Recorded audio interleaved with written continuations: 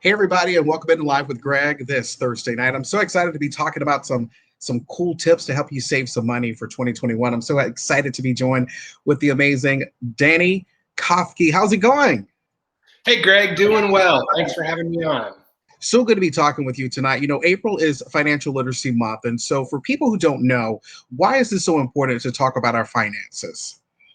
Well, I mean, right now there's studies that show 78% of Americans are living paycheck to paycheck.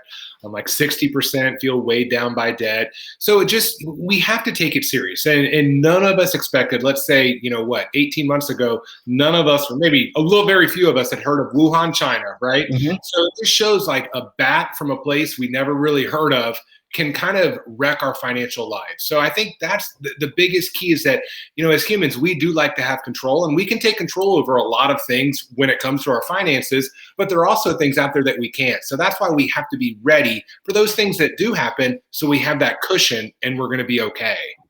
And so you've done this by your own life experience. You are a former teacher.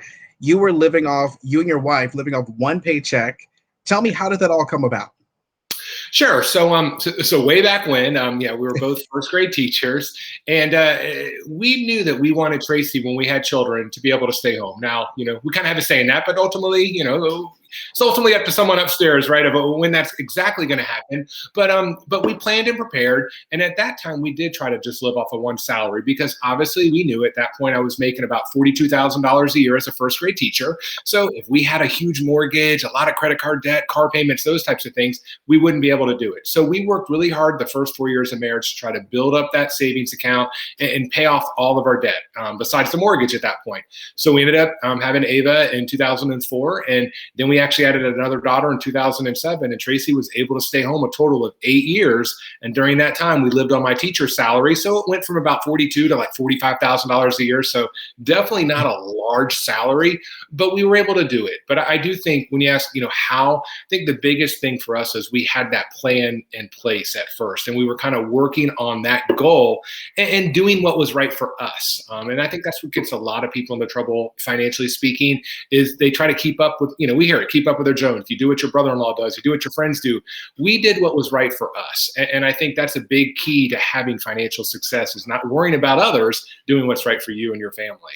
So when you talk about your family, you having a family working, the only person in the house working for your sole paycheck, what was that like for you to make sure that you had everything covered every single month? Sure. I think because I was prepared, it wasn't Mhm. too difficult. And I'm telling you, as a former school teacher, I was a teacher for 18 years. And even when I was a student, we do a horrible job of teaching financial literacy in schools. I mean, it's a given for sure. So I pretty much kind of had to self-teach myself and figure out, okay, how are we going to make it on this? So did a lot of studying, a lot of reading. But once again, a lot of people would be like, oh, you sacrificed so much. And when I look back, I mean, we had one car for 4 years. There were days I rode my bike to work, right? I was the only teacher parking at the bike rack.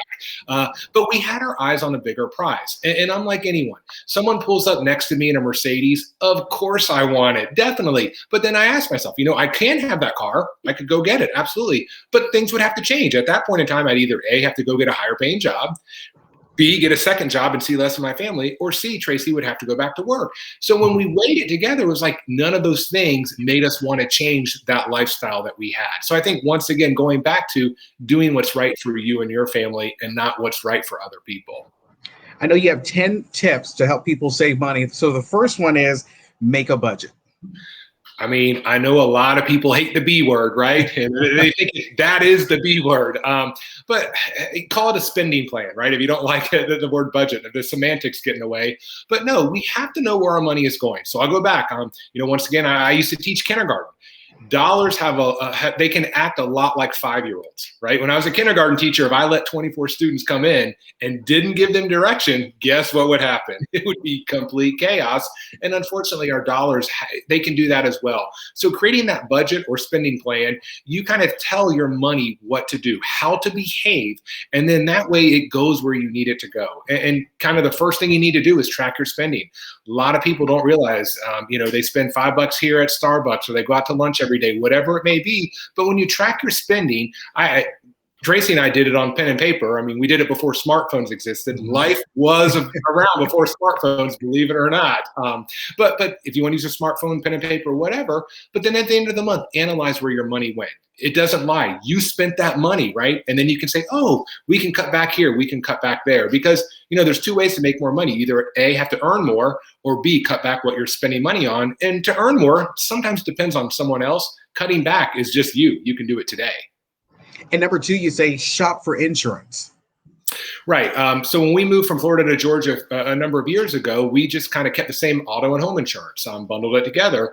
Well, a couple of years ago, so we've been here about 15 years, shopped around, so got two new policies. We actually had better coverage and saved over $1,500 for like a 15-minute phone call. So if you have not looked in the past couple of years at new insurance, go ahead, take some time, call a few companies, and you can save some money.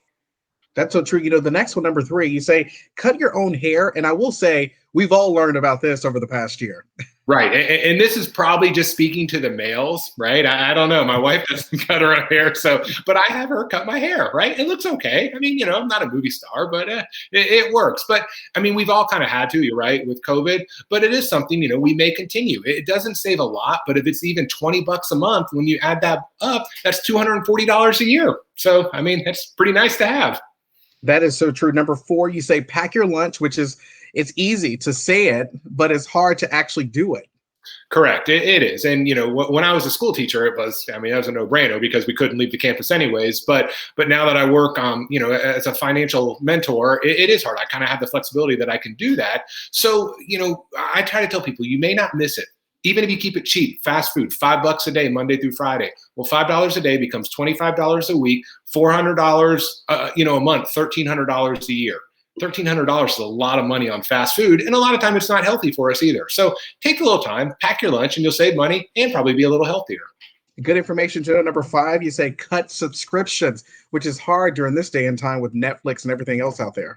Sure, it is. But that's once again going back to the budget when you analyze it. Actually, it was a couple of weeks ago, I looked at our bill and Audible was on it. We don't use Audible. I guess at some point, some of us signed up. So we were paying $15 a month for something we weren't using. So I think that's just where you have to kind of take a look at it, especially those automatic things. And, for us, a big thing was the gym. We were big on going to the gym, but obviously since last March, haven't been able to. So we were paying a good amount of money. So we kind of dropped that gym membership. We were still doing it online, but we dropped that in the new year, signed up for Beachbody, and we're saving over $2,000 a year and still doing some of the same workouts. So just once again, that may not fit to everyone, but just analyze. If you have those automatic subscriptions, you may be able to eliminate some of them. And number six, buy generic.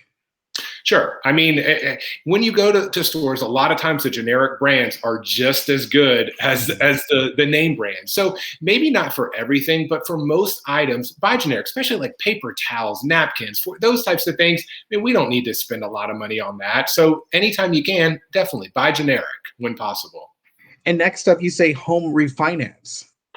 Yes. And this could be something, and this is where I would say, if you got a tax refund, maybe some of that stimulus money, because it could cost money with closing costs, right?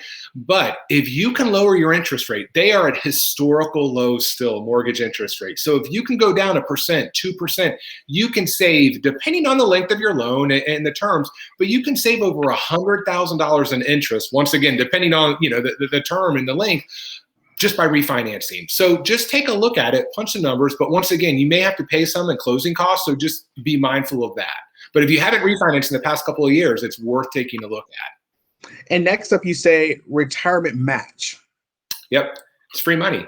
If you work for a company that offers a 401k and offers a free match, that is free money. So a lot of companies will say, the first 3% you invest, will match that 3%. So let's just say you invest that 3%, we'll just throw out a number. Let's just say it's $100 a month. So if the company matches that, you're getting $100 match for free every single month. So, I mean, that's turning down free money. So absolutely take advantage of a retirement match to get that free money and help you through retirement. And, the next one, number 9, this is one I hear a lot of people talk about, make your own coffee. Sure. So my 16-year-old is a barista now at Starbucks. So I'm going to tell you now, go out and buy a Starbucks coffee, right? Because it helps support my daughter. No, she is actually, but no, I mean, a lot of people, they get that morning latte, and I'm okay if you do that. but then you may have to cut back somewhere else. And then, I kind of always go back to number one, that budget. That's where you have to look at, because most of us have an income where we can't have it all. So if it is important for you to have that coffee, then by me, do it, but you may not be able to eat out as much. But that is an area that you can cut back on it. Instead of spending, the money on the lattes or even the coffees, just make it at home. And a lot of times it tastes just as good. And last but not least, avoid retail therapy.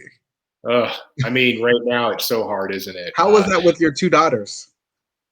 They actually, we kind of, have a budget. They know, and since the 16-year-old works, she has her own spending money to do that. But it's one of those things you just have to be aware. It's so easy, especially, during COVID days, to just, Amazon, click, click, click, click, and buy it. So a lot of us we're feeling down, we're feeling depressed. And it's like, it does kind of give us a moment of happiness. And I get that, but just be careful with it. You don't want to do it, especially late at night, right? When sometimes we're a little tired, we're not even thinking straight. So you just kind of buy it. And then of course you got to get the next day delivery too. So we add a little more to it. So, just once again, just be careful and mindful of it.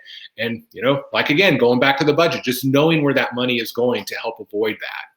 So going through these simple tips can help you save approximately how much money every year? Sure. Depending on it, but you could save up to $8,000 depending on loan, the size, like with the mortgage and all those types of things. But yes, like following them, like insurance alone, like I said, we saved $1,500. Canceling the gym for us saved us over $2,000 a year. So, $3,500 right there with just those two. For people watching, if they want to get more information about you, find you online with your organization, tell us about that and where can we find you? Sure. Yeah. So like I mentioned, I was a school teacher for 18 years, and then I now have the opportunity that I'm kind of a motivational mentor. So kind of like a financial coach with a financial wellness company. So just trying to help people do better with money. So the name of that organization is Mentoro. So you can go to mentorogroup.com, and then we try to help people at all aspects of their financial wellness journey and just help them do better. And let's face it, right now, many people are looking for that, especially as we kind of hopefully come out of the pandemic a little bit, just to going forward, just to make smarter financial decisions. And also you have a book out. Tell us about the book.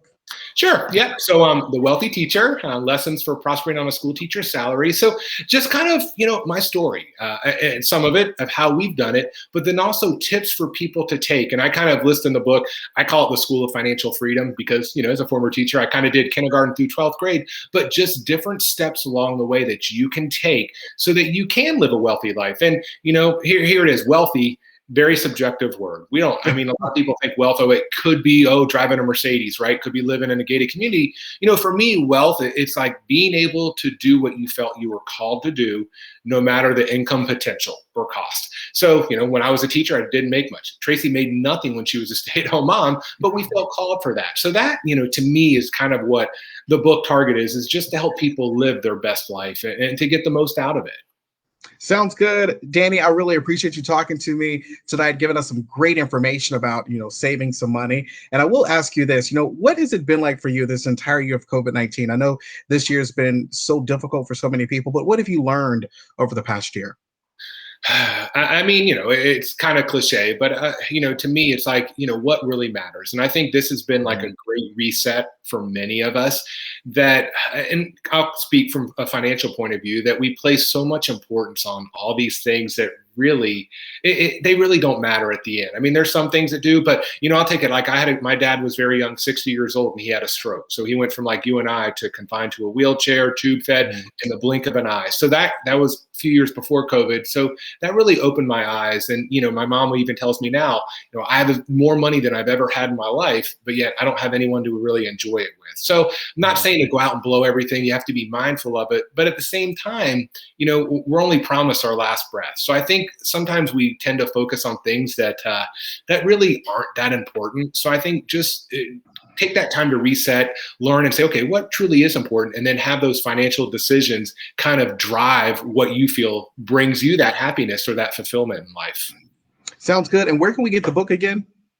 Sure. It's available on Amazon, or you can go to my website, wealthyteacher.weebly.com, and you can kind of see some more about me and order the book from there as well.